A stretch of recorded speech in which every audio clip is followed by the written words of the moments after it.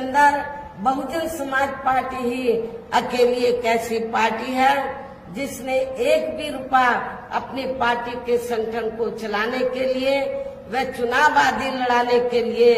तो देश के किसी भी पूंजीपति व धन्ना सेठ से नहीं लिया है।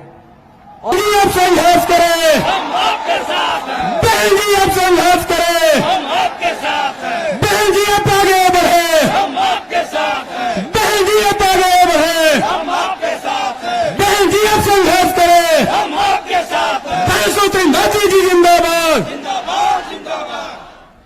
पार्टी के सभी छोटे बड़े पदाधिकारी एवं कार्यकर्तागण आज आप लोग देश में व यहाँ आपके उत्तर प्रदेश स्टेट में भी लोकसभा के लिए हो रहे आम चुनाव में अपनी पार्टी के उम्मीदवारों के समर्थन में मुझे सुनने के लिए यहाँ इकट्ठा हुए हैं, तो उसके लिए मैं आप सभी लोगों का हार्दिक दिल से आभार प्रकट करती हूँ। वैसे आप लोगों को ये मालूम है कि हमारी पार्टी कांग्रेस, बीजेपी व अन्य किसी भी विरोधी पार्टी तथा गठबंधन आदि के साथ मिलकर नहीं बल्कि अकेले ही अपनी पार्टी के बलबूते पर पूरी तैयारी व दमदारी के साथ ये चुनाव लड़ रही है। इसके साथ ही हमने टिकट बंटवारे के मामले में भी सर्व समाज के लोगों को उचित भागीदारी दी है, जिनको कामयाब बनाने के लिए अपनी पार्टी के लोग पूरे जी जान से लगे हैं। हालांकि आज यहाँ आपकी इकट्ठा हुई ये भीड़ व भीड़ के जोश को भी देखकर अब मुझे भी एक काफी हद तक भरोसा हो गया है कि पिछली बार की तरह इस बार भी आप लोग अपने प्रदेश से या लोकसभा चुनाव में अपनी पार्टी का बेहतर रिजल्ट जरूर लाएंगे। इसके लिए अब मैं आप लोगों का ध्यान कुछ जरूरी बातों की तरफ दिलाना चाहती हूँ और इस संबंध में विशेषकर मैं कांग्रेस, बीजेपी व इनके अन्य सभी सहयोगी दलों के बारे में ये कहना चाहूंगी कि आजादी के बाद शुरू में केंद्र व देश के काफी राज्यों में भी ज्यादातर सत्ता यहाँ कांग्रेस पार्टी के हाथों में केंद्रित रही है, किंतु इनकी अधिकांश मामलों में रही गलत नीतियों व गलत कार्य प्रणाली आदि की वजह से ही फिर इस पार्टी को केंद्र व काफी राज्यों की भी सत्ता से बाहर होना पड़ा है तथा यही स्थिति इनकी सहयोगी पार्टियों की भी बनी रही है, जिसके कारण ही फिर पिछले कुछ वर्षों से बीजेपी व इनके सहयोगी दल केंद्र एवं काफी राज्यों की भी सत्ता में काबिज हो गए हैं, लेकिन इनकी भी ज्यादातर रही जातिवादी, पूंजीवादी, संकीर्ण, सांप्रदायिक व द्वेषपूर्ण नीतियों एवं कार्य प्रणाली आदि से तथा इनकी कथनी व करनी में भी काफी अंतर होने की वजह से अब ऐसा लगता है इस बार ये पार्टी भी यानी कि भारतीय जनता पार्टी भी केंद्र की सत्ता में आसानी से वापस आने वाली नहीं है, बशर्ते यदि ये चुनाव इस बार फ्री एंड फेयर होता है तथा आम चर्चा के मुताबिक वोटिंग मशीनों में भी कोई गड़बड़ी आदि नहीं की जाती है। और वैसे भी इस बार चुनाव में इनकी कोई भी पुरानी एवं नई चल रही नाटकबाजी, जुमलेबाजी व गारंटी आदि काम में आने वाली नहीं है, क्योंकि अब देश की जनता काफी हद तक इस बात को समझ चुकी है कि इनकी पार्टी ने अब तक देश के विशेषकर गरीबों, कमजोर तबकों, मध्यम वर्गीय एवं अन्य मेहनतकश लोगों को जो इन्हें अच्छे दिन दिखाने के असंख्य प्रलोभन भरे वायदे किए हैं तथा अनेकों हवाई व कहवाई व कागजी गारंटी आदि भी दी है, तो उनका जमीनी हकीकत में अभी तक इन्होंने लगभग 1/4 हिस्सा भी कार्य पूरा नहीं किया है, बल्कि इसके स्थान पर इनका ज्यादातर समय व ताकत भी या इनके अपने चहेते रहे बड़े बड़े पूंजीपतियों एवं धन्ना सेठों को ही ज्यादा से ज्यादा माला माल व धनवान आदि बनाने में तथा उन्हें हर स्तर पर छूट देने व बचाने में ही लगी रही है, जिनके अधिकांश आर्थिक सहयोग से ही ये पार्टी व अन्य पार्टियां भी अपना संगठन चलाती हैं तथा चुनाव आदि भी लड़ाती हैं, जिसका काफी कुछ खुलासा बॉन्ड की आई रिपोर्ट से भी हो जाता है। और इस संबंध में मैं आप लोगों को ये बताना चाहती हूँ कि अभी कुछ दिन पहले माननीय सुप्रीम कोर्ट ने बॉन्ड के बारे में जो रिपोर्ट का खुलासा किया है, तो उससे ये स्पष्ट हो जाता है कि इस देश में कांग्रेस, बीजेपी व अन्य विरोधी पार्टियों ने यहाँ बड़े बड़े पूंजीपतियों व धन्ना सेठों से अपनी पार्टी के संगठन को चलाने के लिए व चुनाव आदि लड़ाने के लिए तो इन्होंने अरबों खरबों रुपया इस देश के बड़े बड़े पूंजीपतियों व धन्ना सेठों आदि से लिया है। लेकिन उस रिपोर्ट में ये भी स्पष्ट है कि देश, और इतना ही नहीं, आप लोगों को ये भी मालूम है कि हमारी पार्टी कैसे संगठन चलाती है, कैसे चुनाव आदि लड़ाती है। हमारी पार्टी दूसरी पार्टियों की तरह बड़े बड़े पूंजीपतियों व धन्ना सेठों से अरबों खरबों रुपया लेकर ना तो संगठन चलाती है और ना ही चुनाव आदि लड़ाती है, बल्कि हमारी पार्टी अपनी पार्टी के मेंबरशिप के जरिए जो धन इकट्ठा होता है, मेरे जन्मदिन के मौके पर जो धन इकट्ठा होता है पार्टी के लिए, और चुनाव के दौरान भी जो कार्यकर्ताओं से थोड़ा थोड़ा धन इकट्ठा होता है, तो उस धन से हमारी पार्टी अपने संगठन को चलाती है और चुनाव आदि भी लड़ाती है। ये आप लोगों को अच्छी प्रकार से मालूम है। इसके साथ ही अब ऐसा लगता है कि कांग्रेस पार्टी की तरह ही बीजेपी ने भी केंद्र की तमाम सरकारी जांच एजेंसियों का ज्यादातर राजनीतिकरण ही कर दिया है। इसके अलावा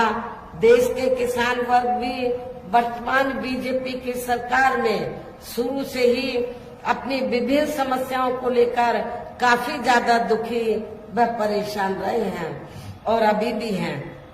जबकि यूपी में 4 बार हमारी पार्टी की रही सरकार ने इनके हितों का भी हर स्तर पर पूरा ध्यान रखा है। आप लोगों को मालूम है कि जब जब भी उत्तर प्रदेश में बीएसपी के नेतृत्व में सरकार बनी है, तो हमारी पार्टी की सरकार ने अपनी हुकूमत के दौरान किसानों को खेती करने के लिए समय से व सस्ते साधन उपलब्ध कराए हैं और उनकी फसल का भी हमारी पार्टी की सरकार ने उचित दाम दिया है। इतना ही नहीं, बल्कि केंद्र में पूर्व की रही कांग्रेसी सरकार की तरह ही वर्तमान भाजपा सरकार में भी इनकी जातिवादी, हीन, सांप्रदायिक एवं पूंजीवादी सोच व नीतियों के चलते ही पूरे देश में सर्व समाज में से खासकर गरीबों, दलितों, आदिवासियों, पिछड़े वर्गों, मुस्लिम एवं अन्य धार्मिक अल्पसंख्यक समाज के लोगों का भी पूर्ण रूप से विकास व उत्थान आदि नहीं हो सका है। और इस संदर्भ में वैसे आप लोगों को ये मालूम है कि पूरे देश में यहाँ दलितों, आदिवासियों एवं अन्य पिछड़े वर्गों का सरकारी नौकरियों में वर्षों से अधूरा पड़ा आरक्षण का कोटा भी अभी तक पूरा नहीं भरा गया है। विशेषकर SC व ST वर्गों के सरकारी कर्मचारियों का पदोन्नति में आरक्षण भी अब काफी हद तक प्रभावहीन ही बना दिया गया है। और इतना ही नहीं, जब समाजवादी पार्टी की यूपी में सरकार थी तो समाजवादी पार्टी की सरकार ने इन वर्गों के सरकारी कर्मचारियों का पदोन्नति में आरक्षण बिल्कुल खत्म कर दिया था। ये भी आप लोगों को मालूम होना चाहिए। ऐसी स्थिति में दलितों और आदिवासियों को एक भी वोट समाजवादी पार्टी को नहीं देना है। साथ ही केंद्र व राज्यों में भी विरोधी पार्टियों की रही सरकारों में इन सभी वर्गों को प्राइवेट सेक्टर में आरक्षण दिए जाने की व्यवस्था किए बिना ही इनकी सरकारों के ज्यादातर सरकारी कार्य अब प्राइवेट सेक्टर के जरिए ही इनके बड़े बड़े पूंजीपतियों व धंधा सेठों आदि को ही दिए जाने के कारण अब इनको पूरे देश में आरक्षण का बहुत कम ही लाभ मिल पा रहा है। इसी प्रकार इनका अन्य और मामलों में भी शोषण व उत्पीड़न आदि होना अभी तक भी बंद नहीं हुआ है। इनके साथ साथ मुस्लिम व अन्य धार्मिक अल्पसंख्यक समाज के लोगों की भी हालत हर स्तर पर यहाँ काफी ज्यादा खराब व दयनीय बनी हुई है, जिसका काफी कुछ खुलासा सच्चर कमेटी की रिपोर्ट में भी किया गया है। इतना ही नहीं, बल्कि पिछले कुछ वर्षों से केंद्र व अधिकांश राज्यों में भी बीजेपी व आरएसएस की सरकारों के चलते हुए अब इनका विकास एवं उत्थान आदि होना भी काफी हद तक बंदशाही हो गया है। आए दिन इन पर खासकर हिंदुत्व की आड़ में हो रही जुल्म जाति भी यह काफी ज्यादा चरम सीमा पर पहुंच चुकी है। इनके साथ साथ अपर कास्ट समाज में से विशेषकर गरीब लोगों की भी हालत हमें कोई खास अच्छी नजर नहीं आती है। इनकी गलत कृषि नीतियों के कारण किसान वर्ग भी आए दिन आंदोलित ही रहता है। साथ ही इनकी गलत आर्थिक नीतियों की वजह से देश की अर्थव्यवस्था पर भी इसका काफी बुरा प्रभाव पड़ रहा है, जिससे यहाँ विशेषकर छोटे एवं मध्यम वर्गीय व्यापारी वर्ग भी काफी ज्यादा दुखी व परेशान हैं। और अब केंद्र में पूर्व की रही सरकारों की तरह वर्तमान भाजपा सरकार में भी यहाँ पूरे देश में गरीबी, बेरोजगारी एवं महंगाई आदि भी लगातार काफी ज्यादा बढ़ रही है। देश में हर स्तर पर फैला भ्रष्टाचार भी अभी खत्म नहीं हुआ है। ऐसे में अब आप लोगों को देश में हो रहे लोकसभा चुनाव में कांग्रेस, बीजेपी व इनकी सहयोगी पार्टियों को भी केंद्र की सत्ता में आने से जरूर रोकना है, जिनकी गलत नीतियों व गलत कार्य प्रणाली आदि को आप लोग काफी हद तक आजमा भी चुके हैं। ऐसी स्थिति में अब ये विरोधी पार्टियां इस चुनाव में भी किस्म किस्म के साम, दाम, दंड भेद आदि अनेकों हथकंडे इस्तेमाल करके केंद्र की सत्ता में आने की पूरी कोशिश में लगी हैं, जिनसे अपनी पार्टी के लोगों को हर स्तर पर काफी ज्यादा सावधान रहना है। और इस मामले में विरोधी पार्टियां अपने अपने पक्ष में हवा बनाने के लिए खासकर मीडिया, ओपिनियन पोल व सर्वे आदि का जो बड़े पैमाने पर इस्तेमाल कर रही हैं, तो उनसे भी अपनी पार्टी के लोगों को बिल्कुल भी गुमराह नहीं होना है। इसके साथ ही विरोधी पार्टियों के विभिन्न रूपों में जारी किए गए इनके हवाई व प्रलोभन भरे चुनावी घोषणा पत्रों एवं वायदों आदि के बहकावे में भी अपनी पार्टी के लोगों को कतई नहीं आना है, जिन्हें ये पार्टियां चुनाव खत्म होने के बाद ज्यादातर अमल में नहीं लाती हैं। और अब जिन पर से देश की जनता का अधिकांश विश्वास ही उठ गया है। यही खास वजह है कि हमारी पार्टी किसी भी चुनाव में अपनी पार्टी का कोई भी चुनावी घोषणा पत्र आदि जारी नहीं करती है। वैसे भी हमारी पार्टी किसी भी मामले में कहने में बहुत कम बल्कि कार्य करके दिखाने में ही ज्यादा विश्वास रखती है। और इस बात का सबसे बड़ा सबूत ये है कि उत्तर प्रदेश में 4 बार हमारी पार्टी के नेतृत्व में रही सरकार ने चुनाव में अपनी पार्टी के बिना कोई जारी किए गए चुनावी घोषणा पत्र के ही प्रदेश में आम जनहित में काफी कुछ ऐतिहासिक कार्य करके दिखाए हैं, जिनकी अब देश में अधिकांश पार्टियों की सरकारें काफी नकल भी कर रही हैं। जबकि इस मामले में हमारी पार्टी का ये कहना है कि यदि इन पार्टियों के स्थान पर केंद्र में हमें अपनी पार्टी की सरकार बनाने का मौका मिलता है तो तब फिर हमारी पार्टी की बनी सरकार केंद्र में यहाँ तक रही सभी विरोधी पार्टियों की सरकारों की तरह केवल हवाई व कागजी कार्य आदि नहीं करेगी, बल्कि उत्तर प्रदेश की तरह ही जमीनी हकीकत में ठोस कार्य करके दिखाएगी। और इस संदर्भ में खासकर मैं ये कहना चाहूंगी, केंद्र द्वारा देश में पिछले कुछ समय से अति गरीब परिवारों को अस्थायी तौर पर फ्री में जो थोड़ी सी खाद्य सामग्री आदि दी जा रही है, तो उससे इनका यानी कि गरीब लोगों का स्थायी तौर पर भला होने वाला नहीं है। लेकिन ये थोड़ा सा फ्री में राशन देकर बीजेपी व आरएसएस के लोग क्या करते हैं, जब चाहे देश में छोटा चुनाव हो, किसी भी राज्य में या बड़ा चुनाव हो, तो इसकी आड़ में बीजेपी व आरएसएस के लोग गरीब लोगों का जो वोट है उसको बनाने का प्रयास करते हैं, ये कहकर कि केंद्र की सरकार ने तुमको फ्री में राशन दिया है, जबकि इसमें रत्ती भर भी सच्चाई नहीं है। मैं आप लोगों को, गरीब लोगों को ये बताना चाहती हूँ कि आप लोगों को जो फ्री में थोड़ा सा राशन आदि दिया जा रहा है,